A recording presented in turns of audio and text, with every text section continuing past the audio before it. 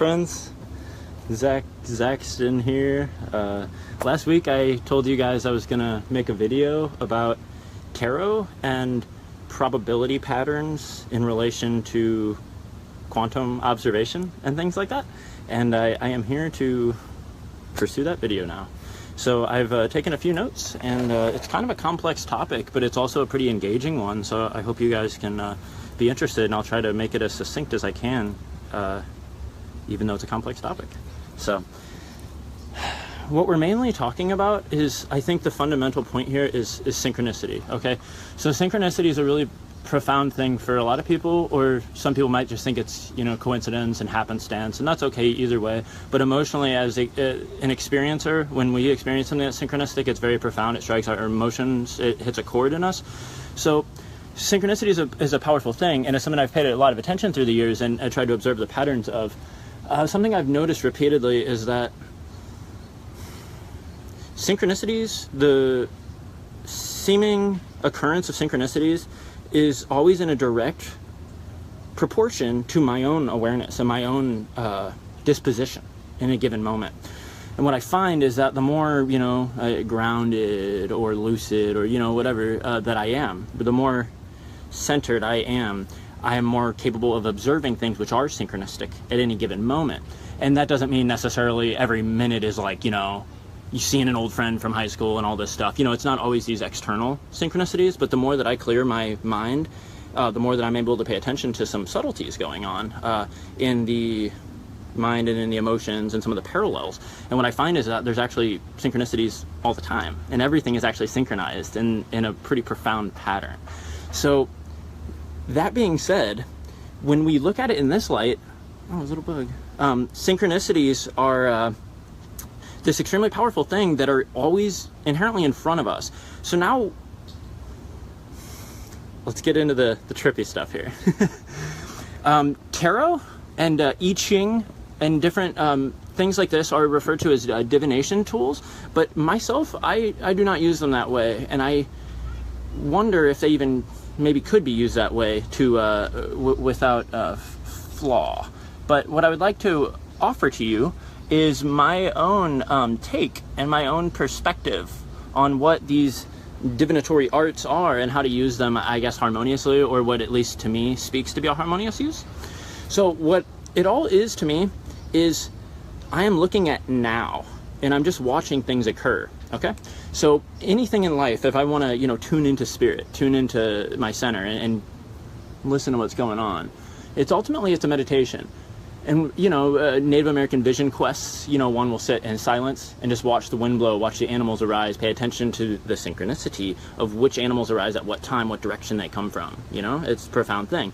When we center ourselves, there's meaning to it. You know, one could argue there's no meaning, but hey, whatever, that's a whole nother cup of tea.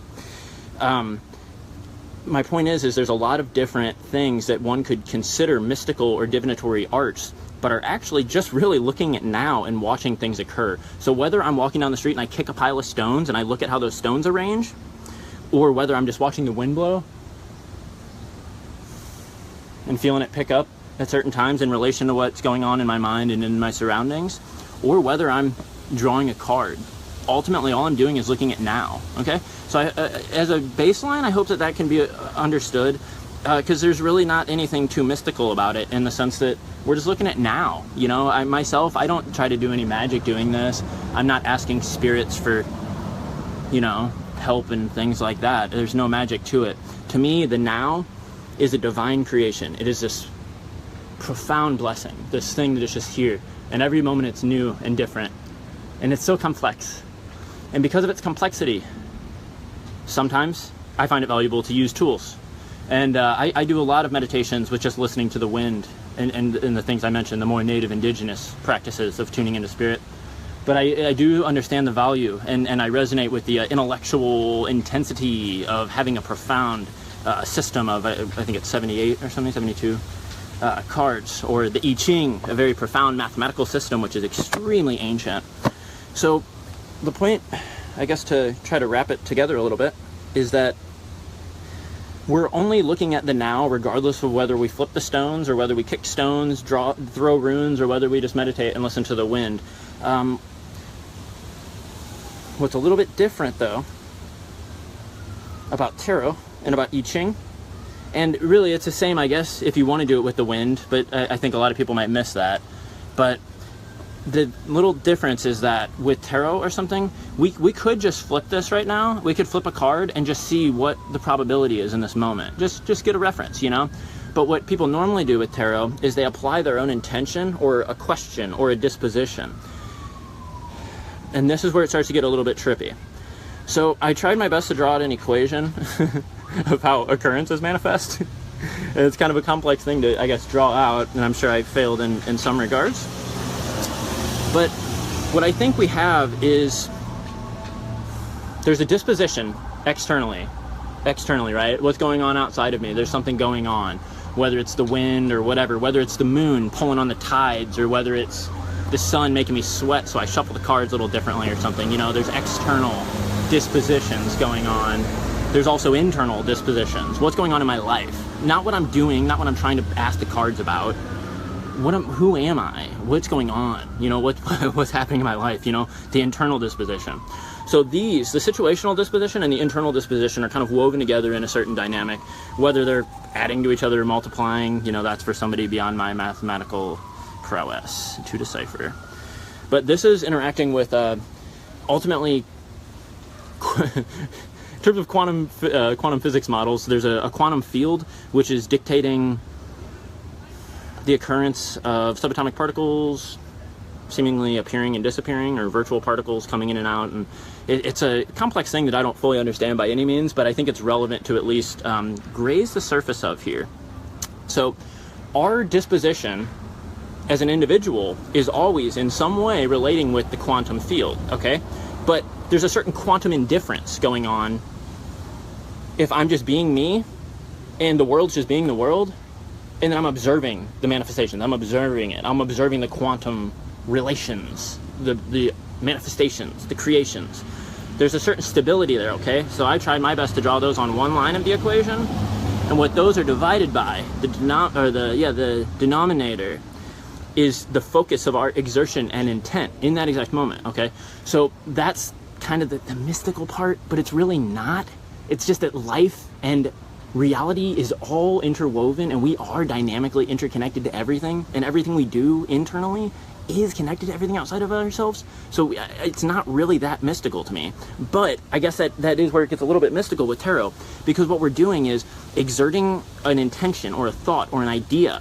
And what that is doing, that thought in this moment, like I'm thinking, you know, man, I really want to understand, you know, about like my diet right now. Like, I understand the creation, I see it all, but I'm having trouble deciphering. I'm a limited human, I'm having trouble deciphering. You know, that's where we come from, essentially, doing readings. And so I might ask a question about my diet or about my emotions or something. I'm not asking to know the future. I'm wanting to examine that exact little streamline of probabilities, because there's so much going on right now. So much going on, externally, internally, everything. But when I clear myself,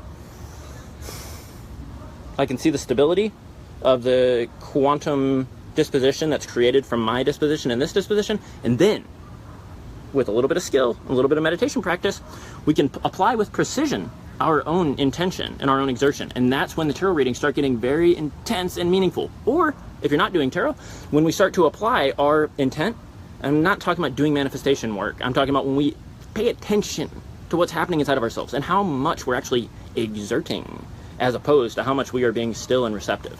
When you start to pay attention to that, it is all connected. And I can be confident in saying that I think that anyone will observe this if they pay attention, that there really is a lot of correlations in your life, whether it's the moon patterns or, you know, anything else is up for your own observation. Finally, told you guys it's complex. I can't see the screen, but I wouldn't be surprised if there's like one person watching it and they're overwhelmed and upset with me. I love you guys though. I hope this makes sense or is cool at all. I'll try to wrap it together here. So our intent is interacting with the quantum field in front of us, right?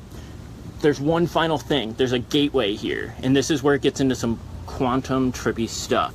Our observation interacts with all of that. So our intention is interacting with the quantum field, okay? We don't know even what that's doing, okay? Because we are limited to observation. We're not omnipresent. we have to observe and aim our observation, right?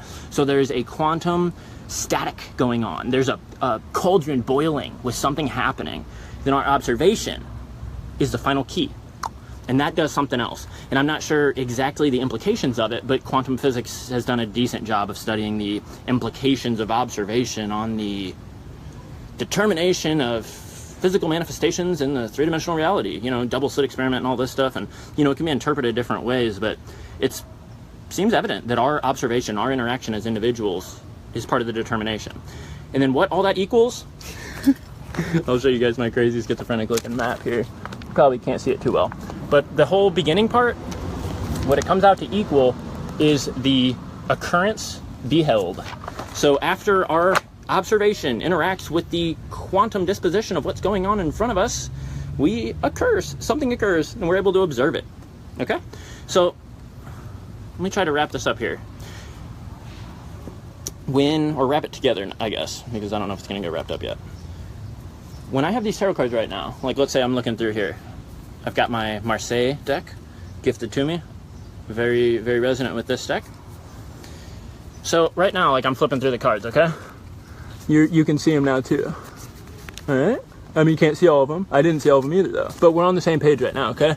Our quantum disposition is aligned a little bit, we could say maybe, you know? I don't know any better on what's on those cards than you do, okay?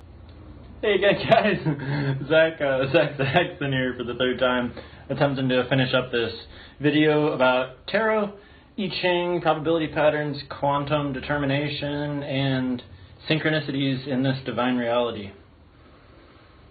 I'm not going to do the reading again, because I did the reading twice on the camera, and both times it died, like, right when I did the reading, so it's like, I'm not saying it's like an omen or something, but I'm not going to do it right now, at least.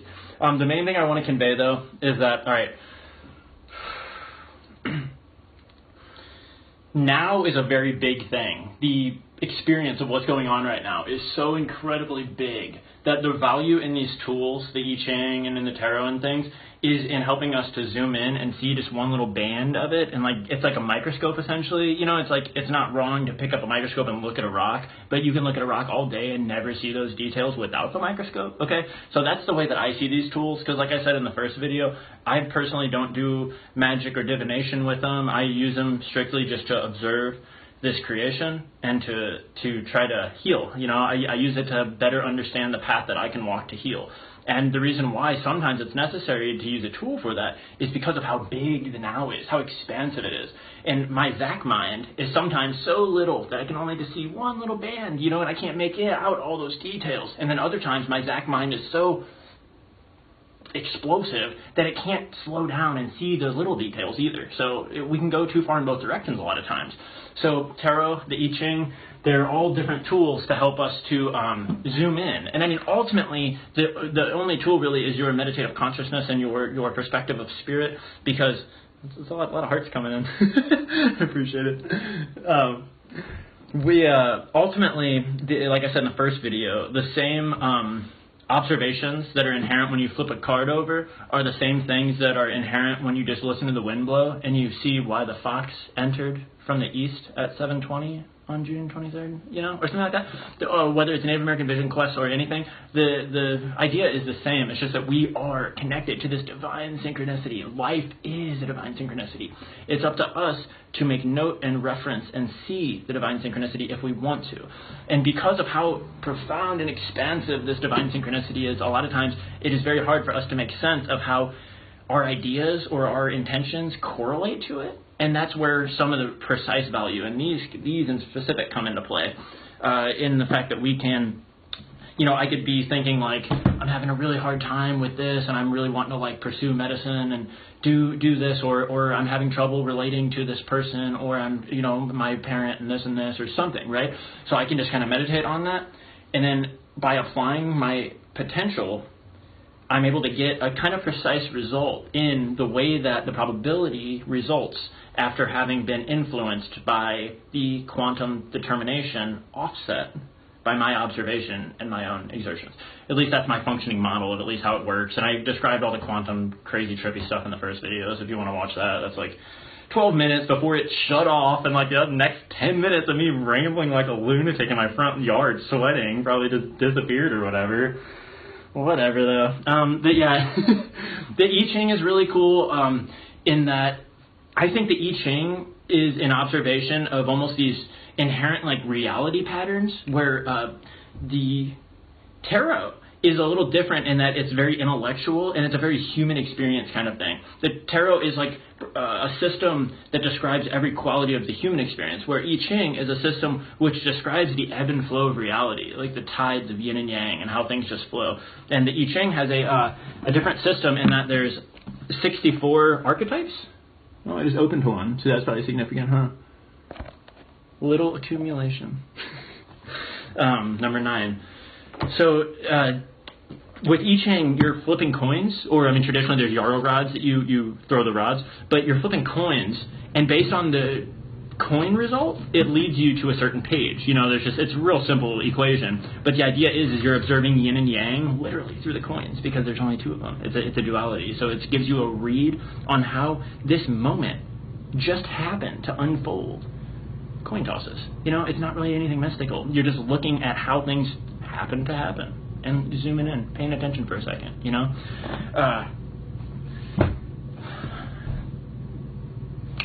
One final thing, and I was going to not include this, but I think I'm going to. Things get really trippy when you think about this, okay? That probabilities shift. Probabilities undulate, okay? And hear me out for a second, because you're going to think this is like hippie, trippy stuff for a second, and then you're going to be like, wait, maybe this is science. So, I